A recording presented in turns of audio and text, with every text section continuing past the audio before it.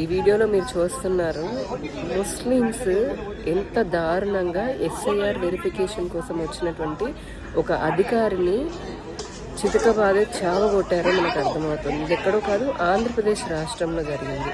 SIR అనేది పెట్టేదే మరణించినటువంటి వారు ఓట్లు లేదా డూప్లికేట్ ఓట్స్ అక్రమంగా ఉంటున్నటువంటి వారు.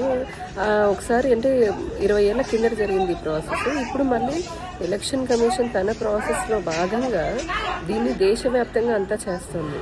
కానీ వీళ్ళు మటుకు ఈ ముస్లిమ్స్ ఎవరైతే ఉన్నారో వాళ్ళ డీటెయిల్స్ ఇవ్వడం ఇష్టం లేక ఈ విధంగా అధికారిని అంటే ప్రభుత్వ అధికారిని పైన భౌతిక దాడి చేయడం అనేది తీవ్రంగా ఖండిస్తున్నాము.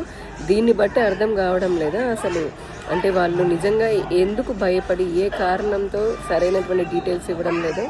దేశవ్యాప్తంగా నాతో సహా మీతో సహా అందరం కూడా ఎస్ఐఆర్కి సపోర్ట్ చేస్తున్నాము. ఎన్యూమరేషన్ ఫామ్ నింపాము, ఇచ్చాము. కానీ వీళ్ళు చూడండి అంటేనే అర్థం కావట్లేదా ఎందుకు చేస్తున్నారు అని. ఎందుకంటే వాళ్ళల్లో చాలామంది మరి నిజంగానే ఓటు హక్కు ఉందా లేకపోతే కనుక డూప్లికేట్ ఓట్లు ఉన్నాయా ఏంటో మరి వాళ్ళ భాగోతం బయటపడిపోతుందని చెప్పని అనుకున్నట్టున్నారు. ఏదేమైనా ఆంధ్రప్రదేశ్ రాష్ట్ర ఎన్నికల కమిషన్ని అలాగే భారత ఎన్నికల సంఘాన్ని రాష్ట్ర పోలీసు వారిని కూడా మేము రిక్వెస్ట్ చేస్తున్నాము. ఇటువంటి వారిపైన కూడా తప్పకుండా కఠినమైనటువంటి చర్యలు తీసుకుంటేనే ఎస్ఐఆర్ ప్రారంభం చేసిన ఒక పనికి దానికి పరిపూర్ణత వస్తుంది. అంటే అప్పుడు కానీ దాని పర్పస్ సర్వ్ అవ్వదు.